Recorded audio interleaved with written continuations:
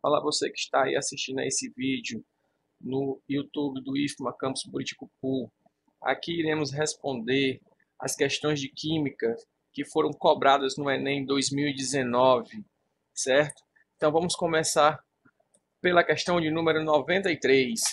Em 1808, Dalton publicou o seu famoso livro intitulado Um Novo Sistema de Filosofia Química, do original A New System of Chemical Philosophy, no qual tinha os 5 postulados que serviam como alicerce da primeira teoria atômica da matéria, fundamentada no método científico. Esses postulados são numerados a seguir. A matéria é constituída de átomos indivisíveis. 2. Todos os átomos de um dado elemento químico são idênticos em massa e em todas as outras propriedades. 3. Diferentes elementos químicos têm diferentes tipos de átomos, em particular, seus átomos têm diferentes massas. 4. Os átomos são indestrutíveis e nas reações químicas mantêm suas identidades. 5. Átomos de elementos combinam com átomos de outros elementos em proporções de números inteiros pequenos para formar compostos. Após o modelo de Dalton, outros modelos baseados em outros dados experimentais evidenciaram, entre outras coisas, a natureza elétrica da matéria, a composição e organização dos átomos e a quantização da energia no modelo atômico. Pois bem, com base no modelo atual que descreve o átomo, qual dos postulados de Dalton ainda é considerado correto? Então, para que nós possamos analisar os 5 postulados de Dalton, nós precisamos saber qual é esse modelo atômico atual, correto? Que é o modelo da nuvem eletrônica, onde, resumidamente, podemos dizer que existe uma região, que é o núcleo, onde você tem prótons com carga positiva e nêutrons que não têm carga, e ao redor do núcleo você tem nuvem eletrônica, onde há probabilidade de se encontrar um elétron, esse elétron de carga negativa, certo? Então, resumidamente é isso. Então, agora vamos analisar os postulados para saber qual é o único postulado que ainda se adequa no modelo atômico atual. Primeiro, a matéria é constituída de átomos indivisíveis. Essa parte de indivisíveis nós já sabemos que não é mais contemplado. Todos os átomos de um dado elemento químico são idênticos em massa e em todas as outras propriedades. Vocês sabem que existem elementos que possuem o mesmo número atômico, porém diferentes números de massa, que são chamados isótopos, não é isso? Então, também, esse postulado também não está mais adequado, tá certo? Idênticos em massa. Diferentes elementos químicos têm diferentes tipos de átomos, em particular, seus átomos têm diferentes massas. Aqui também não está adequado, pessoal. Por quê?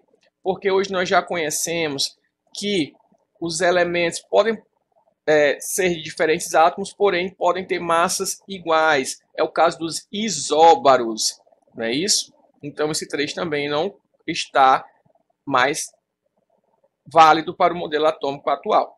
4. Os átomos são indestrutíveis e nas reações químicas mantêm suas identidades. Falou em átomos indestrutíveis, já não vale mais. 5. Os átomos de elementos combinam com átomos de outros elementos em proporções de números inteiros pequenos para formar compostos. Certíssimo. Esse postulado de Dalton ainda hoje é aceito, porque consegue-se observar isso claramente nos modelos atômicos atuais. Então, resposta letra E, postulado que ainda mantém-se correto, é o 5. Questão de número 94. Para realizar o desentupimento de tubulações de esgoto residenciais, é utilizada uma mistura sólida comercial, que contém hidróxido de sódio, e outra espécie química pulverizada. Quando é adicionado água a essa mistura, ocorre uma reação de liberação que libera gás hidrogênio e energia na forma de calor, aumentando a eficiência do processo de desentupimento. Considere os potenciais padrões de redução da água e de outra espécie em meio básico, expressos no quadro. Aí está o quadro aí, que vocês podem estar observando. Qual é a outra espécie que está presente na composição da mistura sólida comercial para aumentar a sua eficiência? Olha só, pessoal, essa questão ela é uma clássica questão de eletroquímica. Porém, nós não precisamos fazer a semi-reação para montar a pilha, achar DDP. Ele só quer saber qual é a espécie que vai estar presente no meio básico para reagir com água. Vamos observar aqui, ó, o potencial padrão da água é menos 0,83. Então, eu tenho que achar, eu tenho que escolher um material que tenha o menor valor do potencial padrão de redução para que esse sofra a oxidação. Não é isso? Logo, qual é a tabela que vai ter o menor potencial padrão de redução? É o alumínio.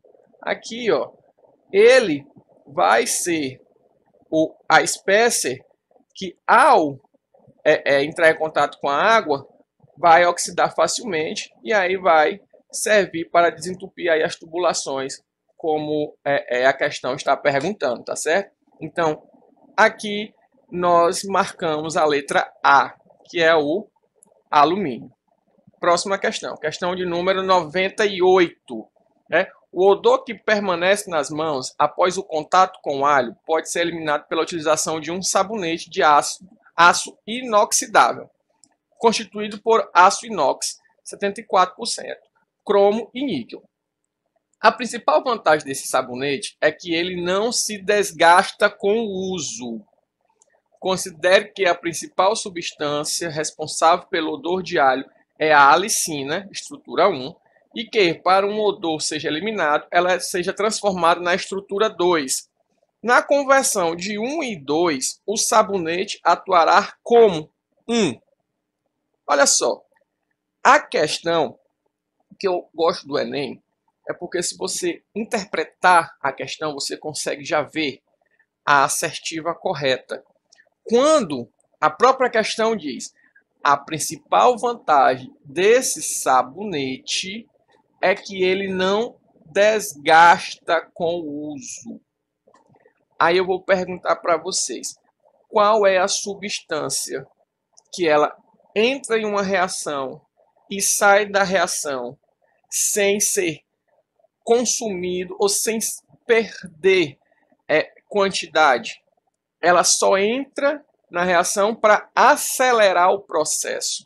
Falei acelerar, agora vocês tenho certeza que fizeram o link, né? É o catalisador. Então a resposta da questão 98 é a letra E, catalisador. Por quê? Porque esse sabonete ele só vai servir para acelerar o processo da transformação da estrutura 1 para a estrutura 2.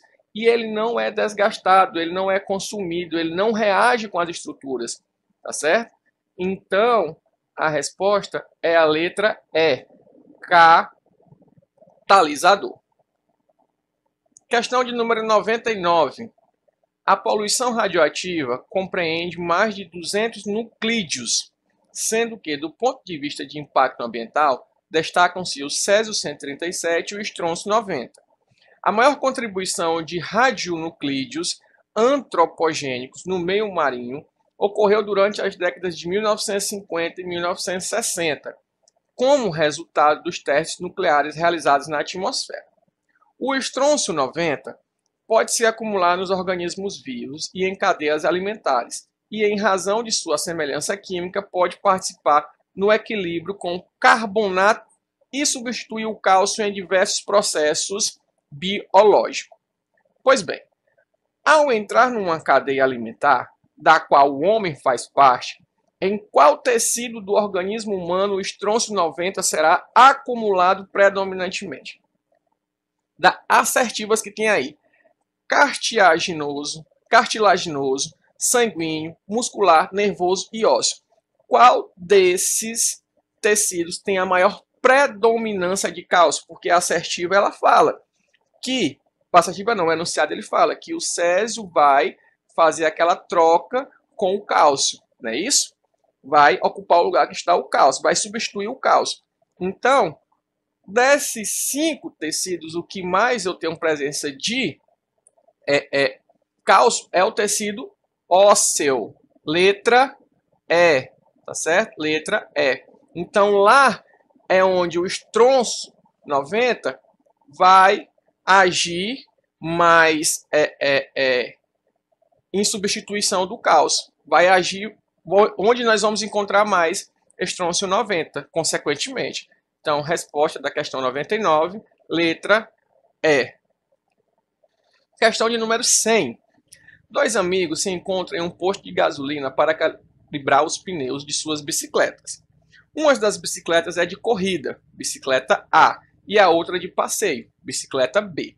Os pneus de ambas as bicicletas têm as mesmas características, exceto que a largura dos pneus de A é menor que a largura dos pneus de B. Ao calibrarem os pneus das bicicletas A e B, respectivamente, com pressão de calibração PA e PB, os amigos observam que o pneu da bicicleta A deforma, sob mesmo esforços, muito menos que o pneu da bicicleta B. Pode-se considerar que as massas de ar comprimido do pneu da bicicleta A, MA, e no pneu da bicicleta B, MB, são diretamente proporcionais aos seus volumes. Comparando as pressões e massas de ar comprimido nos pneus das bicicletas, temos, aí ele quer uma relação da pressão e da massa. Pois bem, vamos pegar algumas partes do enunciado que são chave para a gente responder essa questão. Primeiro ele diz o seguinte, olha só, o pneu da bicicleta A deforma sobre os mesmos esforços muito menos que o pneu da bicicleta B. Se o pneu da A deforma menos do que o da B, então quer dizer que ele está mais cheio. Vamos usar esse termo, mais cheio. Se ele está mais cheio é porque tem mais ar, não é isso? Então a pressão no pneu está maior, no pneu A. Logo, nós já sabemos que a pressão do pneu A está maior do que a pressão do pneu B, não é isso? Outra parte que nós temos que considerar. Pode-se considerar que as massas de ar comprimido no pneu da bicicleta A, MA, não é isso? E no pneu da bicicleta B, MB, são diretamente proporcional aos seus volumes. Está na questão dizendo. Logo, o que é que eu posso ver com isso? Que o pneu A é menos largo que o pneu B, né? Com isso, tem menor volume de ar e, consequentemente, tem menor massa. Se eu tenho que o pneu A é mais fino e o B é mais largo, então no A eu vou ter menos massa do que no B. Concordam? Logo, eu tenho aqui que a massa de A vai ser menor do que a massa de B. Qual assertiva eu tenho essas duas proporções? Letra B. Pressão de ar maior do que a pressão de B, massa de ar menor do que a massa de B. Olha aí, mais outra questão que uma boa interpretação na leitura do enunciado já nos auxiliou bastante na resolutividade. Vamos para a próxima.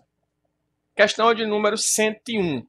A utilização de corantes na indústria de alimentos é bastante difundida e a escolha por corantes naturais vem sendo mais explorada por diversas razões. A seguir são mostradas 3 estruturas de corantes naturais. Aí tem a bichina, o licopeno e o beta-caroteno. A propriedade comum, a estrutura que confere cor a esses compostos é a presença de. Vocês que já viram lá na orgânica, na química orgânica, as duplas conjugadas. O que é duplas conjugadas, professor? Vamos lembrar, é quando eu tenho uma dupla ligação, uma simples ligação. Dupla ligação, uma simples ligação, certo? E essas duplas conjugadas são as responsáveis por coloração em compostos orgânicos, porque são elas, essas duplas conjugadas, que absorvem a luz visível. E essa luz visível é onde nós temos aí o aparecimento da coloração. Então, qual resposta me diz que é a dupla conjugada? Letra A, cadeia conjugada. Cadeia conjugada é aquela cadeia que apresenta as duplas conjugadas. Dupla, simples, dupla, simples, dupla, simples, certo? Então, a resposta é letra A, da questão 101. Vamos para a questão 104. A cada safra, a quantidade de café beneficiado é igual à quantidade de resíduos gerados pelo seu beneficiamento. O resíduo pode ser utilizado como fertilizante, pois contém cerca de 6,5% de pectina, um polissacarídeo, aproximadamente 25% de açúcares fermentáveis, frutose, sacarose e galactose, bem como resíduos de alcaloides, compostos amidos, que não foram extraídos no processo.